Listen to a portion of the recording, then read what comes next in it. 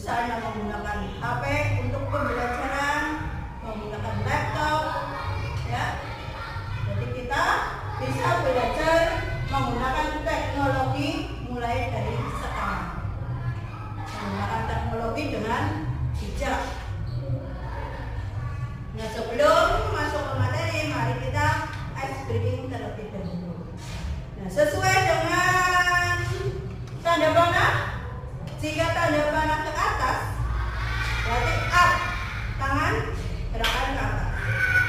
Jika ada panah ke bawah, bilangnya down, berarti kita turunkan lagi tadi dari atas, down, ke pinggang. Ya, kalau ada tanda panah ke atas, up, tanah ke bawah, down. Bisa dipahami? Ya. Coba sekarang kita mencoba bisa sesuai anak panah ini. Semuanya berdiri dulu. Ya, sesuai anak panah. Anak panah ke atas, up, ke bawah, down. Ke atas, up, ke bawah, down. Ya. Kita mulai dari yang pertama. Ulangi selama 3 kali. Tanda panah yang pertama, ya. 1, 2, 3. Up, down. Up, down. Up, down. Up, down. Up, down. Up, down. Selanjutnya kita ke baris kedua. Jadi tanda panah ke bawah. Ke bawah, baru ke atas. Berarti down, down, up. Ya. Terus kalau yang ketiga berarti up, down, up, down. Kalau secara cepat kira-kira bisa siap? Ya, baris ke-1 lanjut baris kedua, baris ketiga. Siap? Konsentrasi. Fokus. Ya, mulai baris pertama. Down, down, up.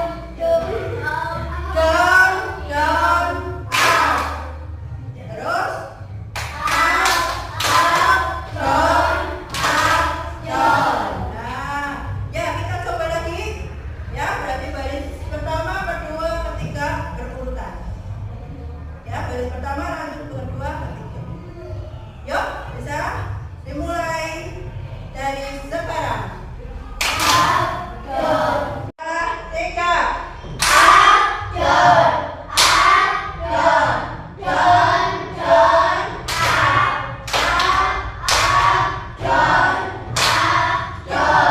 Ya, terima kasih. Nah, silakan duduk kembali. Nah, dari perintah ini kita kan ada 2 kode. Kode untuk naik dan turun. Nah, kode ini yang dinamakan kode. Kode-kode ini disebut dengan kode. Jadi perintah naik turun, mungkin ke kanan, ke kiri, itu namanya kode. Nah, tadi kan kalian sudah melakukan permainan up and down. Nah, jadi dari permainan tadi kita bisa menyimpulkan bahwa permainan tadi membentuk sebuah pola atau kode. Sama halnya dengan yang akan kita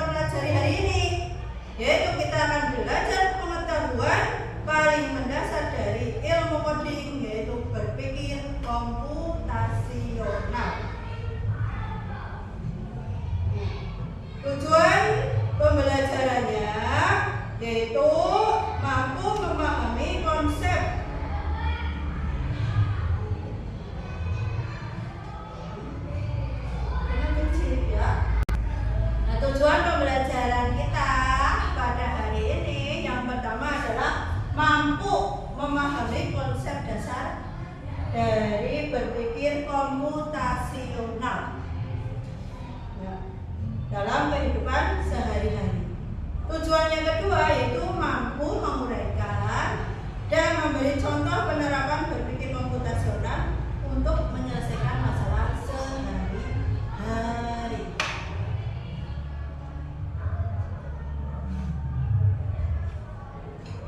Nah, kegiatan pada hari ini yang pertama kita akan belajar konsep berpikir komputasional dan contohnya. Kemudian kalian juga akan melakukan diskusi kelompok. Kemudian setelah diskusi kalian melakukan presentasi hasil diskusi dan terakhir mengerjakan evaluasi. Nah, kalian tentu sudah pernah atau sering menggunakan aplikasi-aplikasi ini. Yang pertama ada aplikasi apa? YouTube. Kemudian ada aplikasi TikTok. Ada aplikasi WhatsApp. Ada aplikasi Gojek dan ada aplikasi Shopee. Nah, dari aplikasi ini yang paling sering kalian gunakan apa? TikTok, WhatsApp, YouTube. Shopee? Ya, kadang-kadang. Gojek untuk memesan makanan atau mungkin kalian akan pergi ke tempat menggunakan kendaraan umum. Gojek tidak pernah. Jadi dari kelima contoh aplikasi ini kalian paling sering menggunakan YouTube, TikTok, dan WhatsApp. Nah, kalian sudah sering menggunakan aplikasi-aplikasi ini. Selanjutnya, mari kita amati video berikut ini.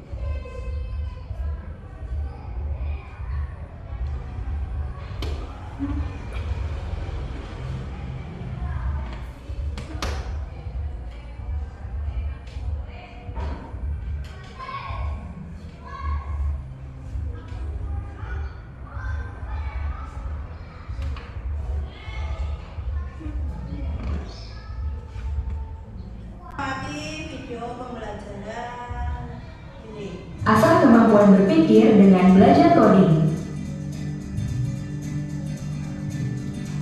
Halo teman-teman, sebelum nonton videonya, subscribe dulu channel Bobo yuk. Aktifkan loncengnya ya. Lalu jangan lupa juga like dan share video ini. Terima kasih. Hampir setiap saat kita menggunakan teknologi digital seperti gadget, laptop, dan televisi. Aplikasi yang ada di gadget dan laptop membantu kita dalam banyak hal. Misalnya untuk berkomunikasi, mencari informasi, dan bermain game. Nah, cara kerja aplikasi di gadget berasal dari coding. Apakah teman-teman tahu apa itu coding? Ketika mendengar kata coding, kita jangan langsung membayangkan deretan rumus yang membingungkan di layar komputer ya. Coding adalah bahasa pemrograman komputer. Kita seperti membuat bahasa baru karena coding menerjemahkan bahasa manusia ke dalam bahasa komputer. Coding bisa berupa huruf, angka, kode, atau simbol yang ada di komputer. Coding dipakai untuk membuat game, website, aplikasi, dan menggerakkan robot. Semua orang bisa belajar coding, bahkan bisa dari sejak usia dini loh. Belajar coding untuk anak-anak bisa dimulai dengan cara yang paling sederhana. Misalnya memasang gambar yang sama dan menyusun mainan balok di gadget. Kita juga bisa membuat aplikasi game sederhana hanya dengan beberapa kalimat program. Wah, asyik kan? Belajar coding sejak kecil punya banyak manfaat loh. 1. Melatih berpikir. Secara tidak langsung, kita harus berpikir runut dan teratur. Bila menemukan kendala, kita juga dilatih untuk menyelesaikannya. 2. Mengasah kreativitas. Belajar coding melatih kita untuk kreatif. karena kita dilatih untuk membuat berbagai inovasi untuk membuat suatu karya. 3. Terampil dalam teknologi. Tidak hanya sekedar mengerti cara memainkan aplikasi di gadget, kita pun terbiasa dengan teknologi. Bahkan kita juga bisa membuat aplikasi baru atau website baru. Pada masa depan, teknologi internet akan semakin maju. Teknologi robotik juga akan semakin berkembang, jadi ahli coding akan banyak dibutuhkan. Jadi, siapa yang tertarik belajar coding? Teman-teman, jangan lupa kunjungi website untuk anak ya, bobo.id. Like, comment, share, dan subscribe juga channel Bobo yuk! Nah, dari cuplikan video tadi kita sudah belajar sedikit tentang pengertian coding. Apa menurut kalian tadi dari video tersebut, apa itu coding?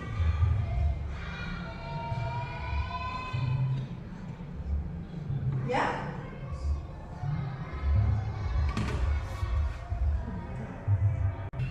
Nah, dari video pembelajaran tadi kita bisa belajar apakah yang dimaksud coding? Bahasa pemrograman komputer. Oh ya, tepat sekali, hebat. Kita kasih tepuk hebat.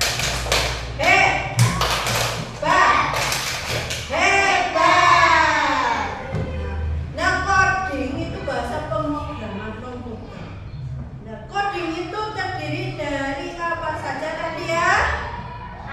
Angka, huruf, dan kode. Ya, tepat sekali. Pintar semuanya. Nah, dari video pembelajaran tadi kita juga belajar fungsi coding itu untuk apa saja. Coba ada yang bisa menjawab? Yang pertama, fungsi coding untuk mengasah kreativitas. Ya, tepat sekali. Yang kedua, untuk apa? Terampil dalam teknologi. Terampil dalam teknologi. Yang selanjutnya, coding itu akan melatih kita untuk berpikir. Nah, karena kita kan harus berpikir secara urut sesuai dengan tujuan yang akan kita capai. Itulah yang disebut dengan coding. Jadi bahasa-bahasa yang kita gunakan dalam pemrograman komputer biasanya berupa angka, berupa huruf, dan kode. Fungsinya adalah untuk yang pertama tadi melatih berpikir. Yang kedua, mengasah kreativitas. Yang ketiga, terampil dalam teknologi.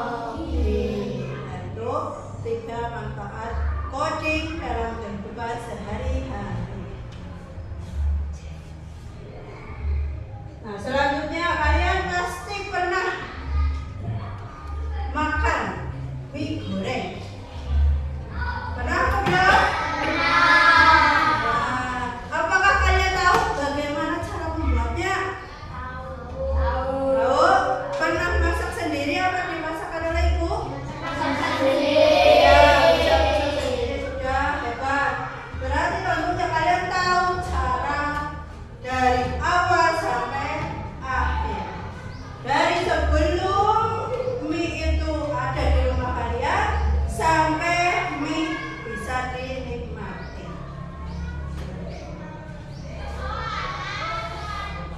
Selanjutnya, kalian pernah menggunakan Google Map? Nah, jika kita bingung mencari alamat, kita bisa menggunakan aplikasi Google Map. Nah, Google Map itu bisa menunjukkan alamat yang tepat, bisa mencari rute terbaik agar kita tidak mengalami kemacetan. Itu fungsi dari aplikasi Google Map. Nah, Google Map agar bisa mencari alamat, kita harus punya yaitu kita menuliskan tujuan tempat yang diinginkan. Misalnya mau pergi ke restoran, kita ketik di kolom pencarian, ketik restoran. Mau pergi ke taman, kita juga bisa ketik. Nanti Google Maps bisa menunjukkan lokasinya, bisa mencari rute yang terbaik. Nah, itu dari kode yang kita kirimkan. Google Maps tanpa kita membuat perintah, apakah bisa menunjukkan tempatnya? Tidak.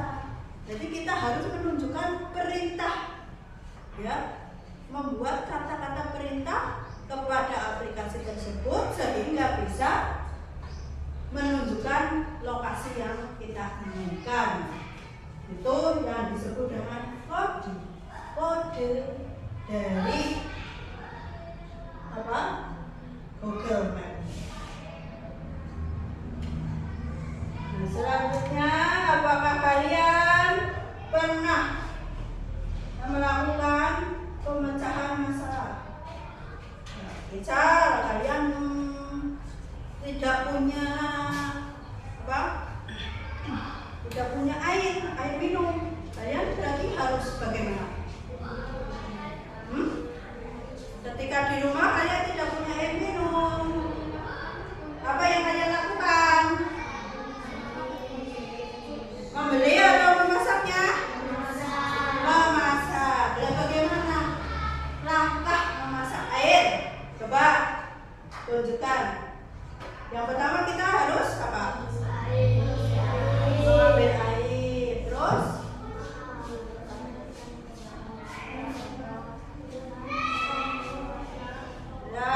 taruh di wadah. Biasanya menggunakan apa? Panci. Terus ya, letakkan di atas kompor. Terus apa lagi? Menyalakan api kompornya. Kemudian ya, kita tunggu sampai air itu mendidih. Setelah mendidih, apa yang harus kita lakukan? Ya, matikan kompor. Terus angkat panci tadi. Kemudian ya, bisa kita dinginkan. Bisa dipindah ke tempat air minum agar lebih dingin. Bisa taruh di kulkas ataupun yang lainnya. Itu contoh kita bisa memecahkan masalah sederhana dalam kehidupan sehari-hari. Nah, sekarang saatnya kita kerja kelompok. Nah, di sini sudah berbagi menjadi 3 kelompok.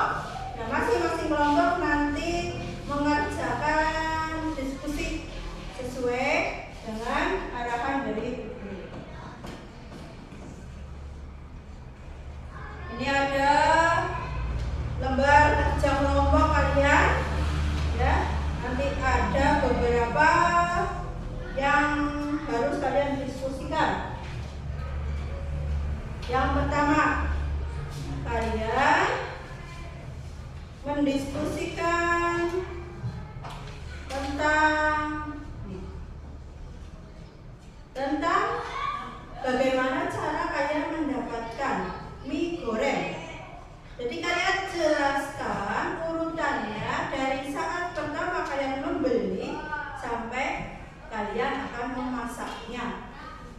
Kemudian yang kedua, kalian urutkan langkah-langkah cara memasak mie goreng tersebut.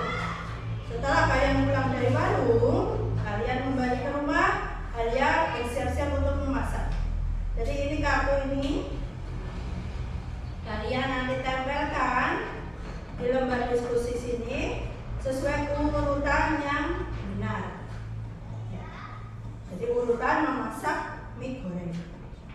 Nah, selanjutnya yaitu Kalian bisa memilih mana yang perlu dilakukan saat membuat mie goreng dan mana yang tidak perlu dilakukan.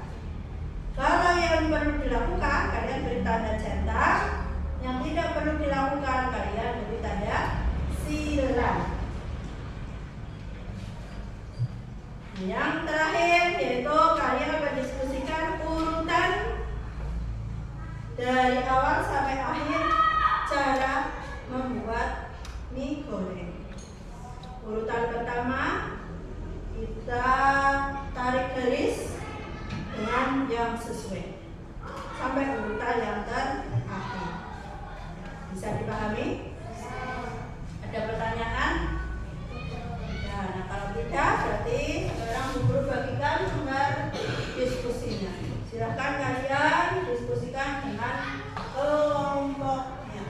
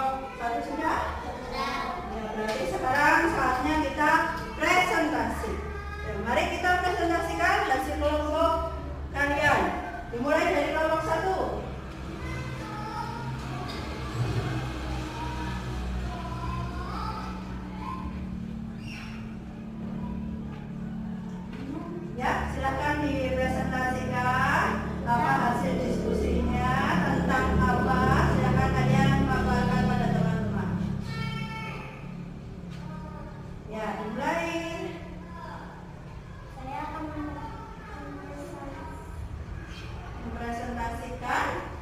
Hasil diskusi kami jadi permasalahan bagaimana cara kami lakukan membuat mie goreng yang besar. Apa yang akan kami lakukan agar mie goreng ini bisa kami nikmati? Mulailah langkah gimana mie yang sukses di rumah. Harus di sini. 1. Pergi ke warung menggunakan sepeda. Lalu berbicara kepada penjualnya, saya ingin membeli mie goreng, apakah masih ada? Penjual pun berbicara, masih ada dong. Lalu aku membayarnya dan mengucapkan terima kasih dan pulang ke rumah untuk bersiap-siap memasak mie goreng kesukaanku. Terima kasih. Ya, beri tepuk tangan. Ya, dari hasil diskusi kelompok 1 tadi persiapan untuk membuat mie goreng. Tapi mie-nya belum ada di rumah. Jadi kita harus membeli dulu ke warung. Nah, berdasarkan diskusi kelompok 1 tadi membeli ke warung, setelah sampai di warung menanyakan kepada penjualnya. Setelah itu kita bisa membayar dan baru pulang ke rumah siap-siap untuk memasak mie goreng kesukaan kita. Ya, terima kasih kelompok 1, silakan kembali ke tempat dulu. Nah, selanjutnya kelompok 2, silakan. Kalian presentasikan hasil diskusi kalian tentang apa? Tunjukkan kepada teman kalian hasil diskusinya. Ya, silahkan jelaskan. Pilihan kartu yang diberikan oleh gurumu. Tempelkan mana kartu, temukan pola untuk membuat mie goreng yang lezat. Tempel di sini. Siapkan bumbu, lalu tumis bumbu, masukkan sayuran, masukkan mie yang sudah direbus, tambahkan kecap, aduk hingga merata, sajikan piring, tambahkan telur ceplok. Ya, berarti hasil dari diskusi kelompok 2 yaitu tentang langkah atau urutan memasak mie goreng. Yang pertama, kita harus menyiapkan apanya? Menyiapkan bumbu, Menyiapkan bumbunya terlebih dahulu. Langkah kedua yaitu tumis bumbu, menumis bumbu. Langkah ketiga, masukkan sayuran, memasukkan sayuran. Kemudian masukkan mie yang sudah direbus, ya, memasukkan mie yang sudah direbus sebelumnya. Kemudian tambahkan kecap, ya, tambahkan kecap sesuai selera dan aduk selanjutnya hingga merata. aduk hingga merata. Setelah mie matang, kita sajikan di piring dan agar lebih cantik, lebih enak lagi, kita tambahkan topping yaitu Telur ceplok. telur ceplok. Ya, berikan tepuk tangan untuk kelompok 2. Terima kasih kelompok 2 bisa kembali ke tempat. Untuk yang terakhir kelompok 3, silakan kalian presentasikan hasil diskusinya.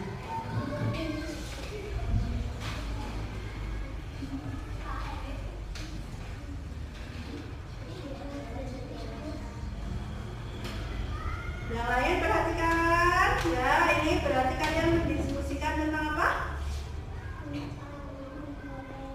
Tentang apa yang perlu dan tidak perlu dilakukan ya saat membuat mie goreng. Ya, silakan dijelaskan.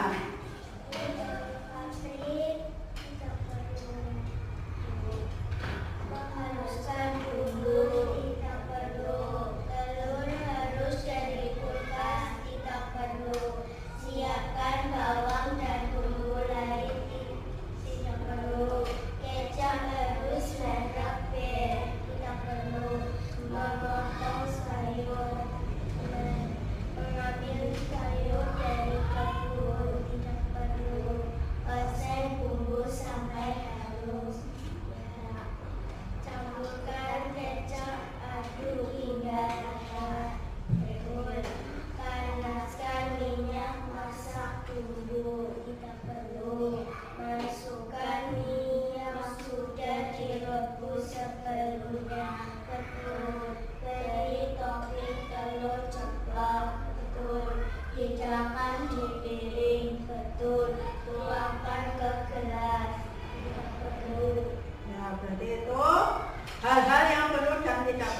lakukan saat kita memasak mie goreng.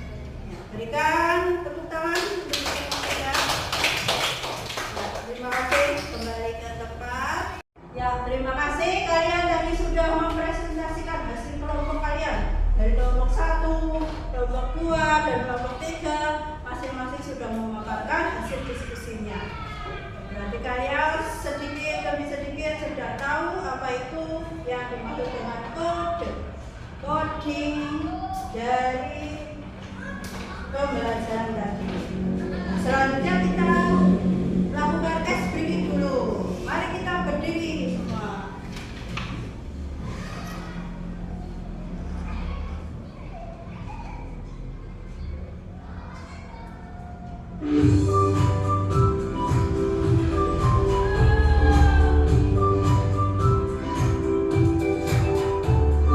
Ya, persiapan kita keras lagi.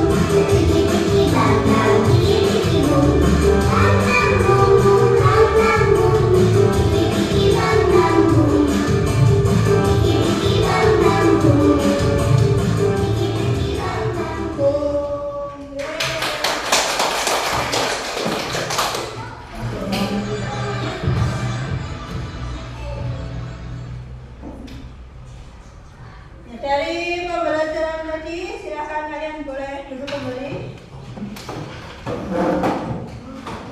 Dari kegiatan awal sampai akhir, tadi kita sudah belajar sedikit tentang apa itu coding dan berpikir komputasional. Berpikir komputasional, tadi kita dilatih untuk memberikan urutan langkah-langkah yang harus kita lakukan dari awal sampai akhir.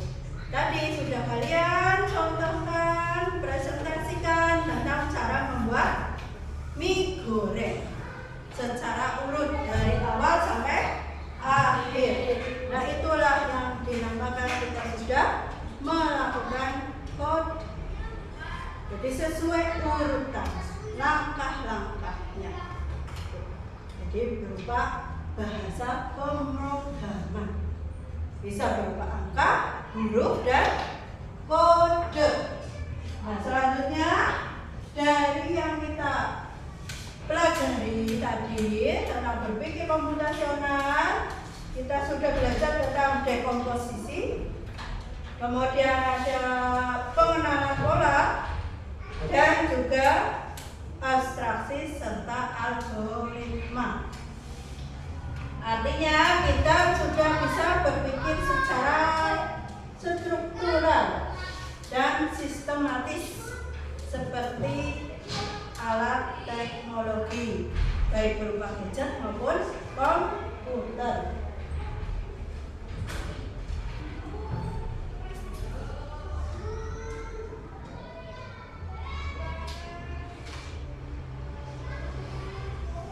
berpikir komputasional itu sangat penting bagi kita. Mengapa sangat penting? Karena yang pertama Pak, bisa menyelesaikan masalah dalam kehidupan sehari-hari. Yang kedua Pak,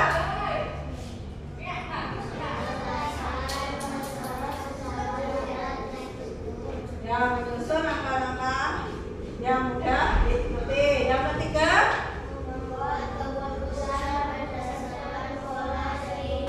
yang membuat keputusan berdasarkan pola dan informasi yang kita peroleh. Dan yang terakhir adalah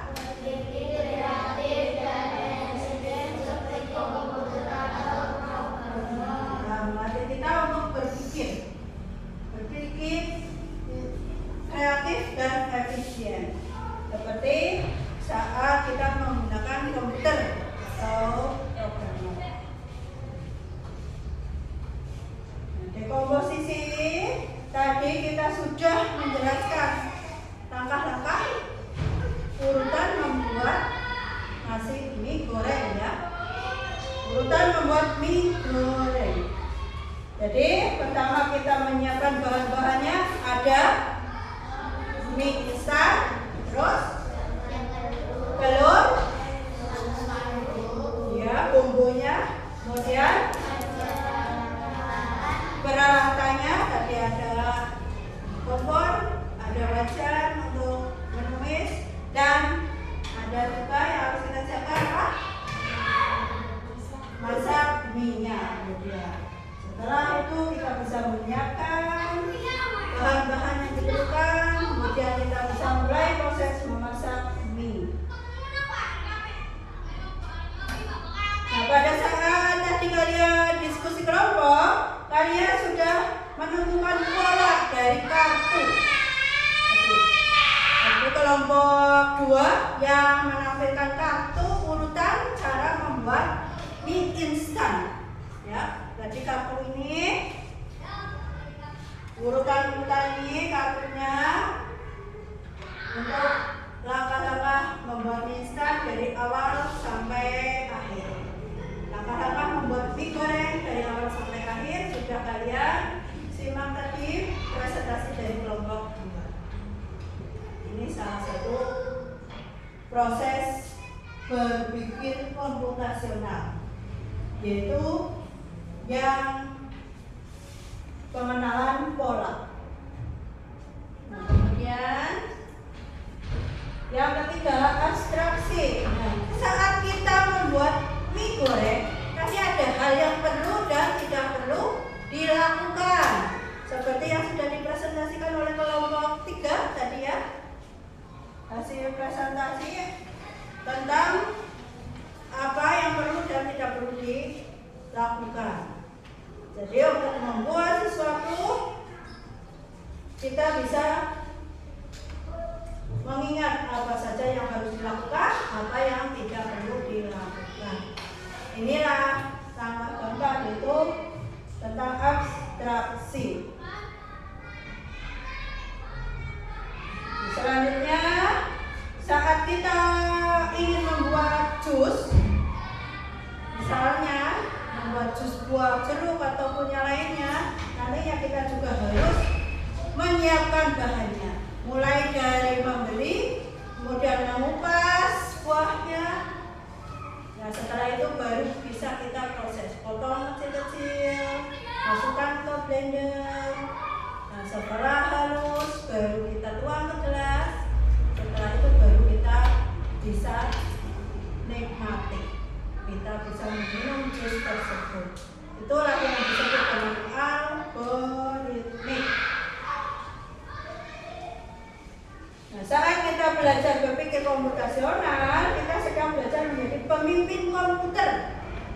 Jadi kalian bisa menjadi pemimpin komputer, menentukan langkah-langkah apa saja yang harus dilakukan. Itulah proses berpikir komputasional. Nah, hubungan berpikir komputasional dengan coding adalah menyusun instruksi yang berurutan, menggunakan logika berdasarkan pilihan serta mengulangi proses dengan looping atau berulang-ulang dan memecah masalah menjadi fungsi-fungsi kecil atau dekomposisi. Nah, aktivitas coding bisa kita lakukan. Tadi kita sudah menggunakan ini urutan pola. Nah, metode ini disebut dengan unplug. Ya, unplug berarti kita melakukannya tanpa menggunakan perangkat komputer atau gadget. Jadi kita menggunakan permainan sederhana, mengurutan pola, itu yang disebut dengan unplug. Nah, sedangkan plug, dalam metode plug kita membutuhkan perangkat komputer atau gadget, HP dan lain sebagainya.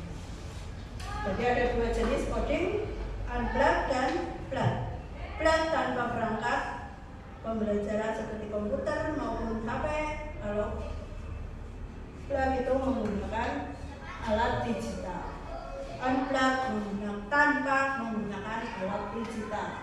Seperti yang sudah kita praktekkan tadi, ya. Itu disebut metode unplug.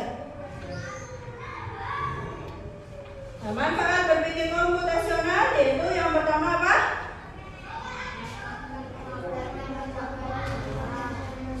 Meningkatkan kemampuan pemecahan masalah. Yang kedua, ya, meningkatkan kreativitas dan inovasi. Yang ketiga, ya, meningkatkan kemampuan kolaborasi. Yang keempat,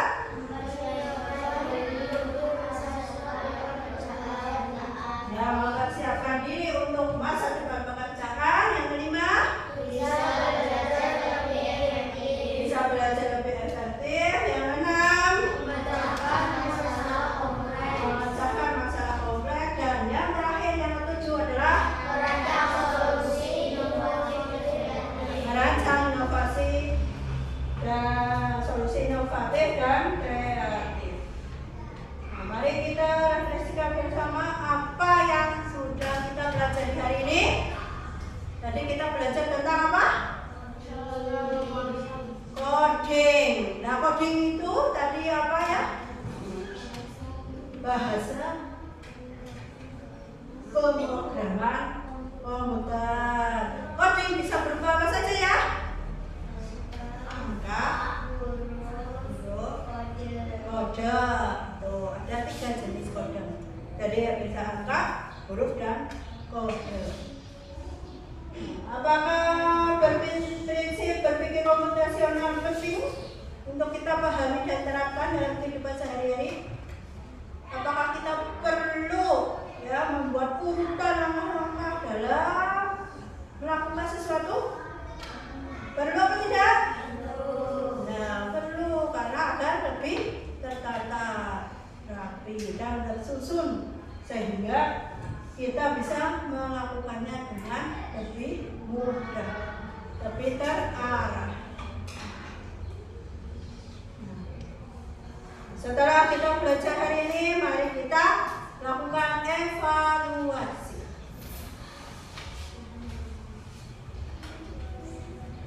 Kalian mengerjakan soal evaluasi sesuai dengan pertanyaan yang ada di sini, sesuai nomornya. Nomor 1, kalian disuruh membayangkan sebagai programmer.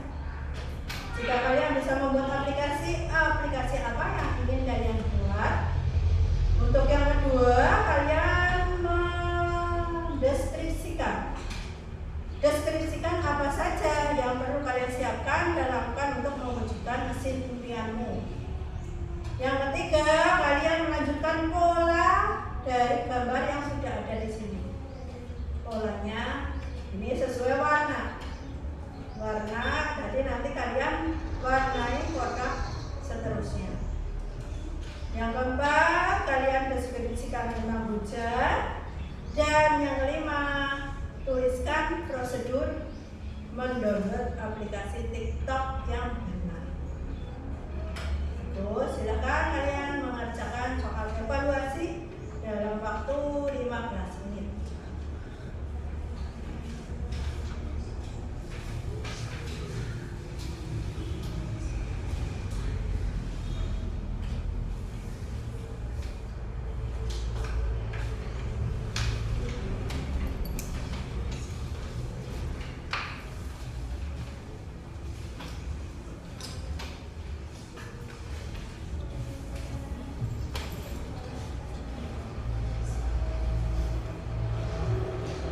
Jangan lupa ditulis nama kalian.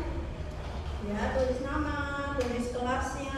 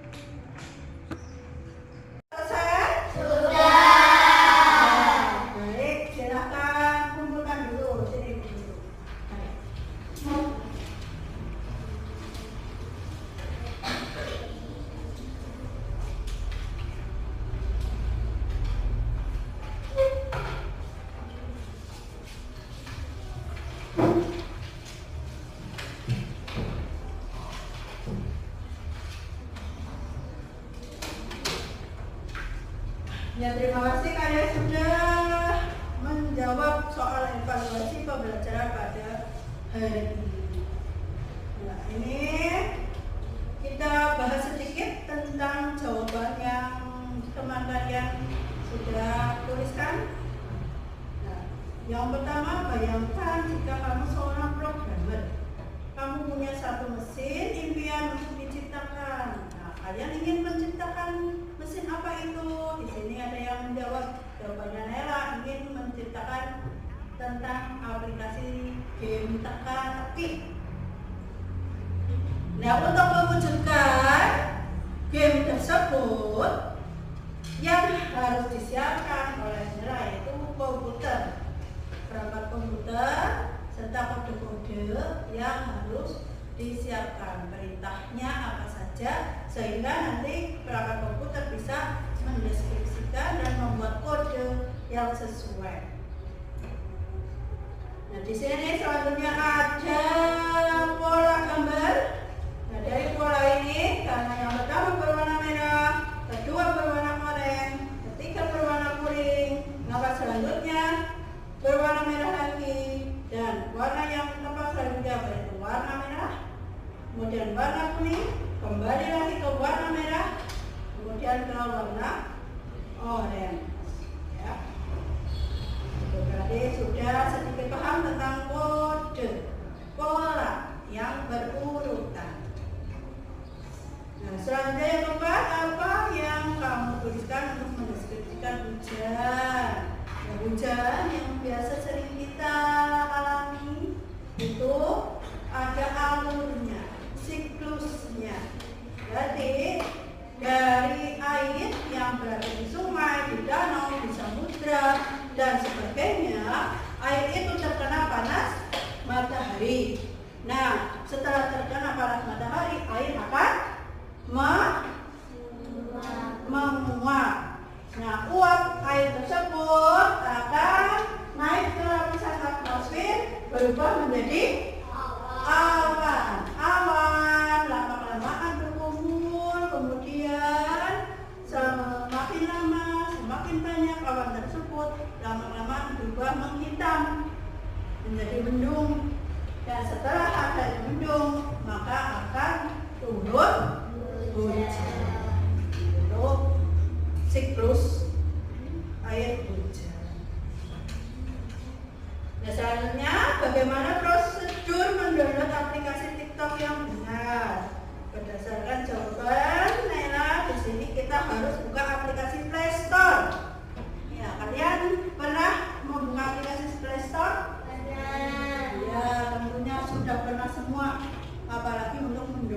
game.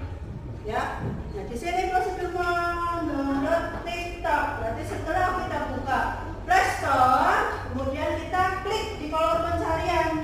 Kita tuliskan apa? TikTok. Ya, kita tuliskan TikTok. Jadi nanti aplikasi Play Store tersebut akan mencari apa yang kita inginkan.